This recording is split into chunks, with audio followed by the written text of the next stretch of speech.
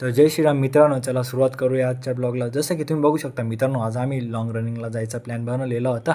आपले बाकीचे मित्र समोर थांबलेले होते मित्रांनो. जसं की तुम्ही बघू शकता आता आम्ही सगळे पोरं एकत्र जमलेलो होतो. आमचे मित्र म्हणत होते आपले बाकीचे पोरं यायचे बाकी. तर मी म्हणलो त्याला चला आपण पहिले निघूया. मग त्यानंतर तुम्ही बघू शकता मित्रांनो, आपले तुषार भाऊ उद्या दसरा असल्यानिमित्ताने फुलावाल्याशी चर्चा करताना.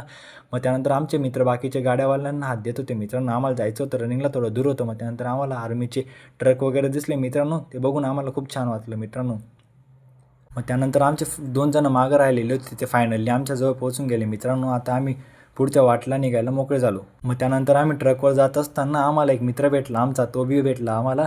आम्ही त्याच्यासोबत ट्रकवर जमलो मित्रांनो. आता आम्ही जाताना बघू शकता तुम्ही, तो पोरगावरती आलेला होता आमच्याजवळ.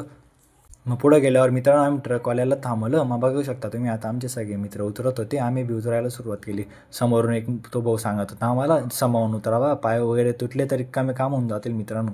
तर तिथं आमच्या तुषार भाऊच्या पायाला इंजरी झालेली होती. मी तुषार भाऊ म्हणलो समावून उतर. मग नंतर मित्रांनो तुम्ही बघू शकता आता आम्हाला ते कमान लागलेली होती जे खंडेश्वर भावाची. मग आम्ही जात होतो मित्रांनो, ते कमान वगैरे तुम्ही बघू शकता मित्रांनो. मग त्यानंतर थोडं दूर राहिलेलं होतं मित्रांनो, आम्ही गाड्यांवर गेलो. जसं तुम्ही बघू शकता आमचे बाकीचे पोरं गाड्यांवर आले. मग त्यानंतर मित्रांनो आम्हाला बाबा भेटले. बाबाशी आम्ही थोडा चर्चा वगैरे केली मित्रांनो. बाबा आम्हाला रनिंगचे थोडेफार टिप्स वगैरे देत होते मित्रांनो. शेवटी नंतर बाबा बी आमच्यासोबत पळाले मित्रांनो. जसं तुम्ही बघू शकता मित्रांनो की या वयात पण बाबाच्या अंगात किती जोश आहे मित्रांनो. तर आपल्या अंगात बी असाच जोश पाहिजे मित्रांनो रनिंगला. तर भेटूया मित्रांनो पुढच्या पार्टमध्ये.